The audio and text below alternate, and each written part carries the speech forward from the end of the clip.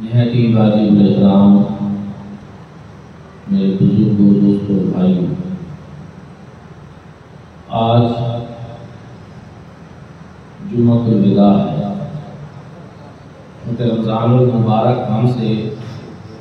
الوداع ہو رہا ہے۔ اسی مناسبت سے آخری جمعہ ہوتا ہے اس کو جمعہ الوداع کہتے ہیں۔ اس کے اپنے فضائل ہیں، اپنی برکات ہیں، اور اللہ رب العزت نے ہمیں زندگی میں رمضان المبارک جیسا بابرکت مہینہ عطا فرمایا۔ روزوں، تراویح اور اذکار کی توفیق بھی عطا فرمائی۔ دعا ہے کہ اللہ کریم ہماری عبادات کو قبول فرمائے اور سب کو اجر عظیم سے نوازے، اور جو کمی کوتاہی ان میں رہ گئی ہے اس کو اپنی جناب سے پورا فرمائے۔ حضرات عزیز کا عجیب اتفاق ہے کہ 27 رمضان المبارک کا دن ہے اور پھر جمعہ الوداع۔ اسی طرح آج سے کوئی 75-76 سال پہلے 1366 ہجری میں 27ویں رمضان المبارک جمعہ الوداع، اور پھر ایسے موقع پر وطن عزیز پاکستان کا قیام عمل میں آیا۔ 14 اگست سن 1947 جس دن انگریزی کی یہ تاریخ تھی، اسی دن جمعہ الوداع 27ویں رمضان المبارک 1366 ہجری تھی۔ بزرگ کہتے ہیں، وہ کہتے ہیں کہ پاکستان بننا تھا تو 2-4 دن آگے بن جاتا، پیچھے بن جاتا، لیکن ایسا کیوں ہوا کہ 27 رمضان المبارک کوئی جو نزول قرآن کی رات تھی، اس رات قیام پاکستان کا اعلان ہو رہا تھا۔ وہ کہتے ہیں اس میں ایک پیغام تھا کہ نزول قرآن کی رات یہ ملک آپ لوگوں کو اس لیے دیا جا رہا ہے کہ تاکہ تم اس ملک میں قرآن مجید فرقان حمید کا آئین نافذ کرو۔ یہ مناسبت، یہ حسین اتفاق اس لیے تھا جس کو اہل علم، اہل نظر، اہل دل اور اہل معرفت نے تو پہچانا، لیکن بدقسمتی سے جب سے ملک بنا ہے اس کے اوپر حکمرانی عام طور پر ان لوگوں کے پاس رہی ہے جن کو اسلام سے کوئی سروکار نہیں، اسلام سے جن کی کوئی دلچسپی نہیں، دین کے ساتھ کوئی ہمدردی نہیں ہے، اور اس کے نتیجے میں ہم نے دیکھا نہ ملک کی تقدیر بدلی، نہ قوم کے حالات بدلے،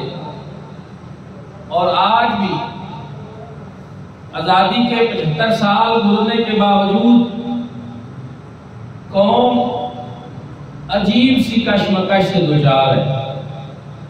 اگر پہلے دن سے جیسے کہ بابائے قوم قائد اعظم محمد علی جناح سے کسی نے پوچھا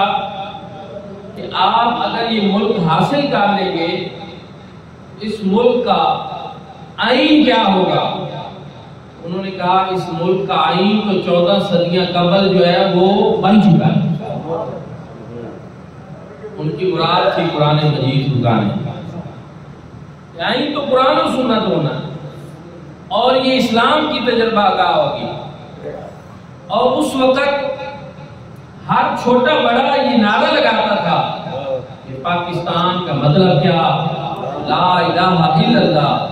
دستور راست کیا ہوگا؟ محمد رسول اللہ صلی اللہ علیہ وسلم۔ مطلب یہ کہ یہاں علم توحید بلند ہوگا، اور نظام کے طور پر جو اس ملک کا نظام ہوگا وہ نظام مصطفیٰ صلی اللہ علیہ وسلم، جس کی برکات ہوگی۔ بڑا اچھا موقع تھا، قوم میں جذبہ بھی ہوتا تھا، قوم نے بہت سی قربانیاں دی۔ میں علی وجہ البصیرت یہ بات کہنا چاہ رہا ہوں کہ اگر اس کے پیچھے یہ دینی، روحانی اور مذہبی جذبہ کار فرما نہ ہوتا تو کبھی بھی اس ملک کے لیے قوم اتنی قربانی نہ دے سکتی، کبھی۔ اور یہ جو مختلف رنگ، نسل، قبیلوں کے، علاقوں کے، سندھی، بلوچی، پنجابی، پختون، سب جمع ہو گئے، ان کو اکٹھا جو کیا وہ کلمہ طیبہ کی بنیاد ہے، اس ملک کی یہ اساس ہے اور یہ بنیاد ہے۔ دوستان اوقات ایک اور سوال بھی ہے کہ دنیا میں کبھی کہیں ایسا نہیں ہوا کہ ایک ملک بنانے کے لیے قرارداد پاس ہوئی ہو اور صرف 7 سال کے عرصہ میں وہ مملکت وجود میں آ گئی۔ یہ کہیں نہیں، یہ پاکستان میں ہوا۔ اس کے اگر ہم اسباب تلاش کریں کہ آخر ایسا کیسے ممکن ہوا تو پتہ چلے گا کہ ایسا نہیں ہے۔ ظاہری طور پر 7 سال ہے، لیکن اس کے پیچھے صدیوں کی صوفیاء کرام کی، اولیاء اعظام کی، مشائخ اعظام کی وہ محنت ہے جو انہوں نے یہاں اسلام کا بیج بویا، لوگوں کو مسلمان کیا اور ایک ایسا ماحول بنایا کہ جب لوگوں نے اسلام کا نام لیا تو لوگ جوق در جوق پرچے میں اسلام تلے جمع۔ بابائے قوم قائد اعظم محمد علی جناح رحمۃ اللہ تعالی علیہ کا اگر اس وقت بزرگان دین، مشائخ اعظام ساتھ نہ دیتے تو ان کا یہ خواب کبھی بھی شرمندہ کبھی نہ۔ اور جس پایا کے وہ ہمارے بزرگ تھے، جیسا ان کا کردار تھا،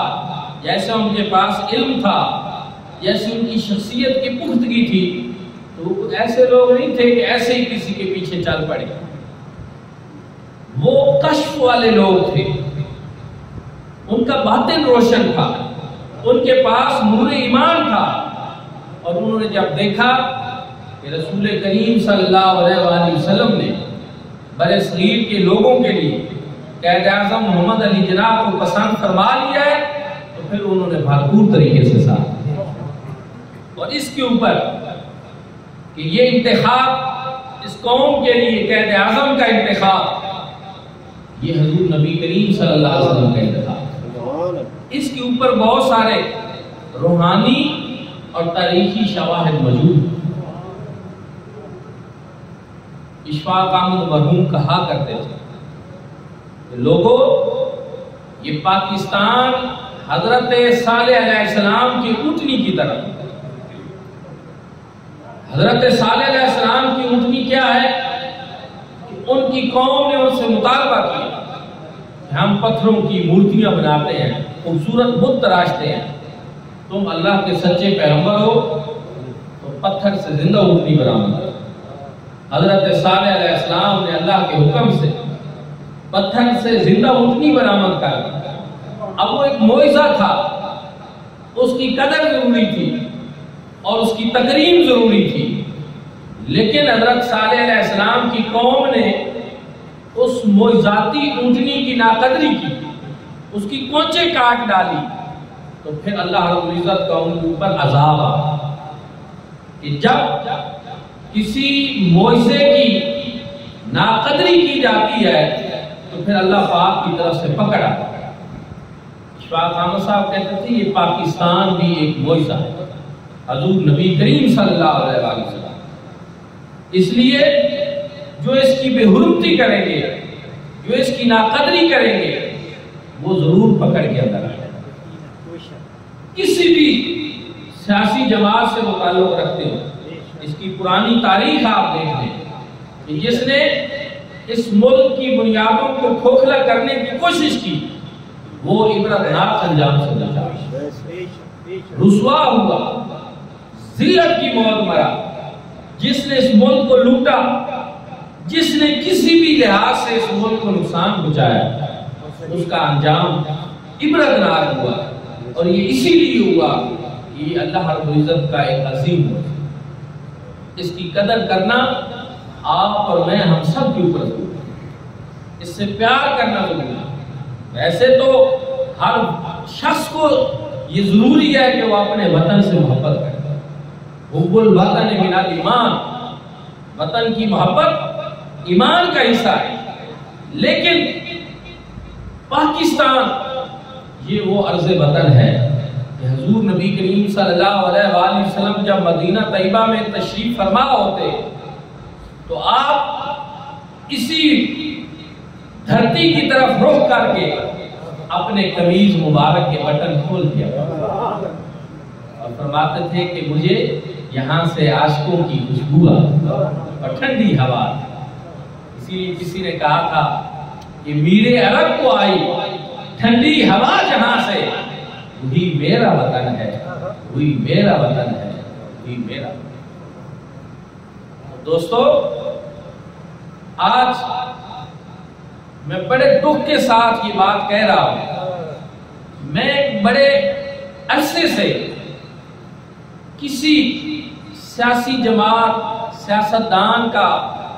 تذکرہ کرنا تقریروں میں اس کو بھی پسند نہیں کرتا۔ میں واقعی حقیقی ایک غیر سیاسی آدمی ہوں، اس معنی میں کہ پاکستان کے اندر ایک عجیب سی صورت ہے۔ لیکن آج میں تھوڑی سی بات اس لیے کرنا چاہ رہا ہوں کہ کل بارگاہ رسالت مآب صلی اللہ علیہ وآلہ وسلم میں مسجد نبوی شریف جو واقعہ رونما ہوا، اس کی وجہ سے ہمیں اللہ کی بارگاہ میں بھی توبہ کرنی چاہیے، سب کو استغفار کرنا چاہیے، بحیثیت قوم کرنا چاہیے اور سیاسی مفادات سے بالا تر ہوتا ہے۔ بہت افسوسناک صورت ہے وہ جگہ جس کا فرشتے بھی احترام کرتے ہیں، وہ جگہ جہاں صحابہ کرام رضوان اللہ تعالی علیہم اجمعین اپنی آوازیں پست رکھتے ہیں اور حضور نبی کریم صلی اللہ علیہ وآلہ وسلم سے اگر کوئی وفد ملنے آتا تو جناب سیدنا صدیق اکبر رضی اللہ تعالی عنہ پہلے ایک شخص کو بھیجتے جو جا کر ان کو آداب سکھاتا کہ حضور علیہ الصلوۃ والسلام کی بارگاہ میں حاضر کیسے ہونا ہے، اپنی معروضات کیسے پیش کرنی ہے اور وہاں آداب کیسے بجانا ہے۔ کیونکہ اس دنیا میں، اس کائنات میں ایک ہی ہستی ایسی ہے کہ جس کی بارگاہ کے آداب خود اللہ رب العزت نے بیان کیا۔ یا ایھا الذین آمنوا لا ترفعوا اصواتکم فوق صوت النبی، میں اے ایمان والو تم اپنی آوازوں کو حضور نبی کریم صلی اللہ علیہ وآلہ وسلم کی آوازوں سے بلند نہ کرو، ولا تجروا له بالقول کجہر بعضکم لبعض، اور اپنی آواز بلند آوازوں کے ساتھ اس طرح حضور علیہ الصلوۃ والسلام کو مت پکارو اس طرح تم ایک دوسرے کو پکارتے ہو۔ اگر کسی نے ایسا کیا تو انجام کیا ہوگا؟ فرمایا ان تحبط اعمالکم وانتم لا تشعرون، تمہارے سارے اعمال ضبط ہو جائیں گے اور تم اس بات کا شعور بھی نہیں۔ سیاسی سلسلے لوگوں کے چلتے رہتے ہیں، جماعتیں بھی ہیں، پارٹیاں بھی ہیں، لیکن کچھ جگہ ایسی ہوتی ہیں کہ جہاں سیاست کی بات کرنا کوئی زیادہ مناسب نہیں لگتا۔ وہ ہماری عام مسجدوں میں بھی کوئی مولوی صاحب زیادہ سیاست پہ بات کرے تو ہماری عوام بھی اس کو اتنا پسند نہیں کرتی، یہ مسجد ہے اور یہاں یہ چلو، حالانکہ سیاست بھی امور دین میں سے بھی ہے اگر اس طریقے سے ہو، لیکن کیونکہ مرجع صورت حال سب کے سامنے، لیکن حرم پاک ہو اور حرم نبوی ہو، وہ جگہ تو بہت زیادہ تقدس مآب، وہاں تو ہمیں ایسا سوچنا بھی نہیں چاہیے، وہاں کے تو آداب ہی کچھ اور ہے، لیکن جو چیخ و پکار ہوا، جس طرح شورغل بپا کیا گیا، وہ قابل مذمت، اور اپنے ملک کی باتیں اپنے ملک میں رہنی چاہیے، اور وہاں قطعاً ایسی صورتحال نہیں ہونی چاہیے۔ یہ نادانی ہے، یہ خسران والی بات ہے، اور خسران نہیں، خسران عظیم ہے کہ اگر اعمال ضبط ہو جائیں۔ میں تو یہ کہوں گا کہ میں، جیسا کہ میں نے بتایا کہ میں سیاستدانوں سے کوئی زیادہ محبت نہیں کرتا، لیکن میرا ان سے کوئی اتنی نفرت کا بھی کوئی نہیں کہ لازمی میں ان سے ہر وقت نفرت کروں، زیادہ محبت بھی اسی لیے نہیں ہے، ان کے معاملات دینی لحاظ سے کوئی اتنے قابل تحسین نہیں ہے، کیونکہ ان کو دین سے اتنی محبت نہیں ہے، تو ہمیں بھی ان سے کوئی اتنی محبت نہیں، ہمیں ان سے غرض نہیں۔ لیکن میں آپ سب کو یہ پیغام دوں گا آج جمعۃ الوداع کے موقع پر، آپ اپنی سیاسی وابستگیاں ضرور رکھیں، لیکن ان میں کبھی بھی کسی پارٹی کے لیے بھی اس حد تک نہ جائیں آپ کے اعمال ضابطے، آپ اللہ کو ناراض کر بیٹھیں، اس کے رسول کو ناراض کر، یہ شدت پسندی ہو، یہ انتہا درجے کی رسوائی والی بات ہوگی کہ ہم دنیا کے لوگوں کی خاطر اپنی آخرت جو ہے وہ برباد کرتے ہیں۔ تو اس کی جتنی بھی مذمت کی جائے اتنی کم ہے۔ وہاں کے آداب حضرت خواجہ غلام فخر الدین سالمی رحمۃ اللہ تعالی علیہ نے قرآن پاک کی اسی آیت کا اپنی زبان میں ایک طرح سے ترجمہ کر دیا کہ باب جبریل کے پہلو میں ذرا تھی ایسی، فخر کہتے ہوئے جبریل کو یوں پایا گیا، در یاد پہ پلکوں سے دستک دینا، اونچی آواز ہوئی عمر بھر کا سرمایہ۔ اس لیے ہمارے تو، ہم تو ویسے ہی اہل سنت ہیں، اور ہماری جو بنیاد ہے وہ عشق اور ادب کے اوپر ہے۔ ادب پہلی چیز ہے، کسی نے کہا تھا خاموش ہے دل، بھری محفل میں چلانا نہیں اچھا، ادب پہلا کرینہ ہے محبت کے قریب، ادب نہیں ہے تو پھر کچھ بھی، با ادب با نصیب، بے ادب بے نصیب۔ دوستانی ذکر ایک تو ہم سب کو اپنے اس مقصد کی طرف لوٹنا چاہیے جس کے لیے یہ ملک 27 رمضان المبارک جمعۃ الوداع 1366 ہجری بمطابق 14 اگست 1947 کو یہ ملا۔ اسی لیے نزول قرآن کا مہینہ، نزول قرآن کی رات، رمضان کا مہینہ، جمعۃ الوداع، یہ مناسبت اس لیے تھی تاکہ پاکستان کے اندر قرآن مجید، فرقان حمید کا آئین نافذ کر، اس کو اپنی منزل ملے، جس کے لیے لاکھوں لوگوں نے قربانیاں دی، اور مدینہ شریف کے علاوہ اگر دنیا میں کہیں کوئی ہجرت ہوئی ہے تو وہ پاکستان کے لیے، جن لوگوں نے وہاں ہندوستان کو چھوڑا ان کو مہاجر کہا گیا، وہ یہ سمجھتے تھے کہ ہم ہجرت کر رہے ہیں، ایک مقدس مشن کے لیے کر رہے ہیں، لیکن بدقسمتی سے ہمارا ملک منزل آشنا نہ ہو سکا، اور ہمارے اس ملک کے کار پرداز وہ لوگ بن گئے، کسی نے کہا تھا کہ منزل انہیں ملی جو شریک سفر تھے، کیونکہ ہمارے مشائخ بزرگ، ان کو وزارتوں اور عہدوں سے کوئی غرض نہیں تھی، انہوں نے یہی کیا کہ ملک بنایا، قربانیاں دی، اور پھر آپ نے جا کر حجروں میں بیٹھ گئے، وہ پھر اپنے اس روحانی سلسلے کی طرف چلے گئے، لیکن اس ملک کے اوپر پھر ایسے لوگ مسلط ہو گئے جن کو دین سے کوئی سروکار، دین سے کوئی غرض نہیں ہے، اور ہم دیکھتے رہتے ہیں، اب تو کئی پارٹیوں میں ہم نے دیکھا ہے، مختلف اوقات میں ہم نے دیکھا ہے کہ اللہ ماشاءاللہ جو بھی آتے ہیں دینی لحاظ سے ان کی کوئی قابل قدر خدمات نہیں. اگر یار ملک میں مساجد آباد ہیں، اگر آج یہاں لوگ اللہ کا نام لے رہے ہیں تو یہ لوگوں کا ایک اپنا دینی شغف ہے، اور یہ اللہ پاک کا کرم ہے کہ آج بھی ہماری مسجدوں میں کچھ رونق ہے، مدارس ہیں، خانقاہیں ہیں، اور لوگ کم از کم اور نہیں تو رمضان شریف میں تو ہم دیکھتے ہیں کہ ایک بڑی رونق، ایک بڑی تازگی نظر آتی ہے. یہ اللہ پاک کا کرم ہے. ورنہ اس لحاظ سے اگر آپ حکومتی سطح پہ دیکھیں کہ دین کے فروغ کے لیے یا ترویج و اشاعت کے لیے وہ کوئی کام کر رہے ہوں تو اس کے لیے آپ کہہ سکتے ہیں کہ کچھ بھی. تو دین کے لیے انہوں نے کیا کرنا ہے؟ وہ اپنی دنیا بھی بہتر نہیں کر رہے، وہ اپنے ملک کی معیشت نہیں بہتر کر رہے، وہ اپنے ملک کی عوام کا کچھ نہیں کر رہے. اس لیے ہمیں ان سے کیا گلہ ہے. لیکن میں آپ سب کو یہ کہوں گا کہ ہم سب اپنی انفرادی زندگی میں تعلق باللہ کو مضبوط کریں، تعلق برسول کو مضبوط کریں، اور اپنے اللہ رب العزت سے لو لگیں، خالق اور مالک سے لو لگیں. اور ان کے پیچھے بھاگنے کی بجائے میں تو یہ کہوں گا کہ جتنی دیر آپ نے سیاست پہ گفتگو کرنی ہے، میرا مشورہ یہ آئزانہ کہ آپ اتنی دیر درود شریف اپنی زبان کو حضور علیہ السلام کے ذکر سے مار کریں. برکت ہوگی، برکات نصیب ہوں گی. رب تعالیٰ کی حضور علیہ السلام نے شاعت فرمایا جو میرے اوپر ایک مرتبہ درود بھیجتا ہے اللہ رب العزت اس کے اوپر 10 مرتبہ رحمت ہے.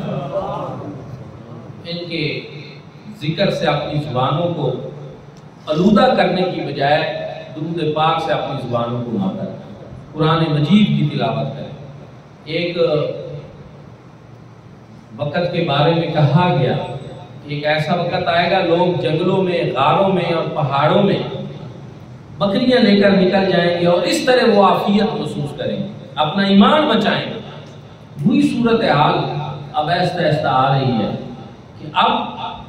جتنا اس دنیا کے معاملے میں آپ اپنے آپ کو لے جائیں گے اتنا ہی آپ دین سے دور ہوتے ہیں. وہ اور بزرگ تھے کہ جنہوں نے دین اور دنیا دونوں کو ساتھ ساتھ بیلنس کر کے چلایا. ان کا کردار بڑا اچھا تھا، ان کے اندر روحانی مضبوطی تھی. اب تو ہماری صورتحال اس سے بہت ابتر ہے. دوستان ذکر قرآن مجید فرقان حمید سے تعلق ہے. نزول قرآن کا مہینہ ہے، شہر رمضان الذی انزل فیہ القرآن. فرمایا رمضان ہی وہ بابرکت مہینہ ہے جس میں اللہ رب العزت نے قرآن نازل کیا. اور قرآن وہ صحیفہ انقلاب ہے کہ جس نے دنیا میں ہزاروں نہیں، لاکھوں نہیں، اربوں لوگوں کی تقدیر بدلی. اور میرے بھائیوں اور دوستو، حضور نبی کریم صلی اللہ علیہ وآلہ وسلم نے ارشاد فرمایا کہ بے شک یہ قرآن یہ وہ کتاب ہے کہ جس کی وجہ سے بہت ساری اقوام کو اللہ رب العزت نے سر بلند کر دیا. اور فرمایا یہی وہ کتاب ہے جس کی وجہ سے بہت ساری قومیں جو ہیں وہ ذلت میں بھی گئی. صاف ظاہر ہے کہ جس نے اس کی سر بلندی کو قبول کیا، جس نے قرآن کے ضابطوں پہ عمل کیا، جس نے قرآنی احکامات کے اوپر عمل کیا، اللہ رب العزت نے ان کو سرخرو فرمایا، ان کو عزت عطا فرمائی. اور جنہوں نے قرآن مجید فرقان حمید کے احکامات سے منہ موڑا اللہ رب العزت نے ان کو ذلیل و رسوا کیا. حضرت اقبال بھی کہتے ہیں کہ وہ معزز تھے زمانے میں مسلمان ہو کر ہم خار ہوئے تارے کے قرآن. اگر درس قرآن کو ہم نے نہ بلایا ہوتا یہ زمانہ نہ زمانے نے دکھایا. لوگ کوشش کرتے ہیں ادھر ادھر بھاگنے کی، بہت سارے سلسلوں میں جانے کی، مادیت پرستی کے پیچھے دوڑتے ہیں، پیسوں کے انبار لگا لیتے ہیں، لیکن ان کو سکون قلب نہیں ملتا، اطمینان نہیں نصیب ہوتا. لیکن ہم نے دیکھا ہے کہ وہ لوگ جو تھوڑے پہ قناعت کر لیتے ہیں لیکن اپنا تعلق روحانی قرآن سے مضبوط رکھتے ہیں ان کو اللہ رب العزت ایک سکون عطا فرماتا ہے، ایک سکینہ نازل ہوتا ہے. چونکہ حدیث پاک میں ہے کہ جب کوئی شخص قرآن کریم کی تلاوت کرتا ہے اللہ رب العزت اس کے اوپر سکونت نازل کرتا ہے. نازل علیہم السکینہ وغشیتہم الملائکہ، فرمایا ملائکہ اس کو ڈھانپ لیتے ہیں. اس لیے یہ انتہائی برکت والا معاملہ ہے۔ قرآن مجید فرقان حمید سے اپنے تعلق کو جو ہے، حضرت اقبال کہتے ہیں گر تو میں خواہی کہ مسلمان زیستہ نیس ممکن جزبہ قرآن زیستہ، کہ اگر تم یہ چاہتے ہو کہ تمہاری زندگی ایک مسلمان کی زندگی ہو تو یہ ممکن نہیں ہے سوائے اس کے کہ تم اپنے قرآن مجید فرقان حمید سے تعلق کرو، قرآن و سنت کے ساتھ اپنے تعلق کو مضبوط کرو، اللہ کی بارگاہ میں حاضر ہو جاؤ۔ اور رمضان المبارک کا آج کا جمعۃ الوداع یہ ہمیں یہ پیغام بھی دے رہا ہے کہ ایسا نہ ہو کہ ادھر رمضان المبارک کا الوداع اور ادھر مساجد آ گئی۔ یہ تو اللہ رب العزت کی رحمتوں نے ہمیں کھینچا اور مساجد آباد ہو گئی۔ اب ہمارے لیے یہ ہے کہ ہم ان نعمتوں کی قدر کریں، اس جذبے کو برقرار رکھیں جو ہمیں اس طرح نصیب ہو، جو نمازوں کی صورت میں، نماز تراویح کی صورت میں، ذکر اذکار کی صورت میں اس رونق کو برقرار رکھیں، اور یہی ہماری کامیابی ہو، صرف وقتی طور پہ نہیں کہ ایک مہینے کے لیے عبادات کی اور پھر ہم بھول جائیں۔ جو تقوی ہمیں رمضان المبارک میں نصیب ہوا، جو اللہ کا قرب نصیب ہوا، جو عبادات کی توفیق نصیب ہوئی، اب باقی مہینوں میں ہم اس کو مینٹین رکھیں تو یہ ہماری استقامت ہو، یہ ہمارے لیے ضروری ہے، اور اسی پیغام کو سمجھنا ہم سب کے لیے ضروری ہے۔ دوستوں اور بھائیوں، آخر میں یہ کہ رمضان المبارک کے یہ جو آخری لمحات ہوتے ہیں، بالخصوص جو چاند رات ہوتی ہے، میں پڑھ رہا تھا کہ یہ ان راتوں میں سے ہے جو اللہ کے ہاں بڑی مقبول راتیں ہیں، کیونکہ اس رات کو اللہ رب العزت اس طرح جس طرح ایک مزدور مہینہ کام کرے تو اس کو مہینے کے بعد مزدوری دی جاتی ہے، اللہ رب العزت بھی اسی طرح روزے داروں کو اس رات کو اجر و ثواب عطا فرماتا ہے۔ آج آپ دیکھیں کہ ہمارے نوجوان وہ چاند رات کو کس طرح مناتے ہیں، بول پاڑا کرتے ہیں، شغل کرتے ہیں اور غفلت کا شکار ہو جاتے ہیں، حالانکہ یہ جو رمضان المبارک کے بعد چاند رات ہے یہ تو بڑی خاص رات، اس رات آپ اللہ رب العزت سے زیادہ مانگیں، چلو جو ہم نے کوشش کی، عبادات کی، میرے خالق اور مالک ہماری مشکلیں آسان فرما، ہمیں اور عطا فرما، ہمیں خوشحالی نصیب فرما، دنیا بہتر فرما، آخرت بہتر فرما، ہماری توبہ قبول فرما۔ یہ تو توبہ کی اور مغفرت کی رات ہوتی ہے، لیکن اس کو بھی ضائع کر دیا جاتا ہے۔ اس لیے ایک تو یہ کہ جب اب چاند رات آئے تو آپ لوگ کوشش کریں کہ مساجد کو آباد رکھیں، اللہ رب العزت سے زیادہ مانگیں، اور حضور نبی کریم صلی اللہ علیہ وآلہ وسلم نے ارشاد فرمایا للصائم فرقان فرق، روزدار کے لیے دو خوشیوں، ہینا یفطر و ہینا یلقا ربا، کہ ایک اس وقت روزدار کو خوشی نصیب ہوتی ہے جب وہ روزہ افطار کرتا ہے، اور دوسری اس وقت جب وہ قیامت کے دن اللہ رب العزت کا دیدار کرے۔ تو یہ جو 30 دنوں کے بعد یہ رات آتی ہے تو یہ افطار پھر افطار کلی ہوتا ہے، یہ خاص خوشی کا موقع ہوتا ہے اہل ایمان کے لیے، اور ہمیں تیار ہونا چاہیے اس بات کے لیے کہ رمضان المبارک کے بعد بھی ہم اسی طرح مساجد کی رونقیں جو ہیں ان کو دوبارہ رکھیں گے، کوشش کریں۔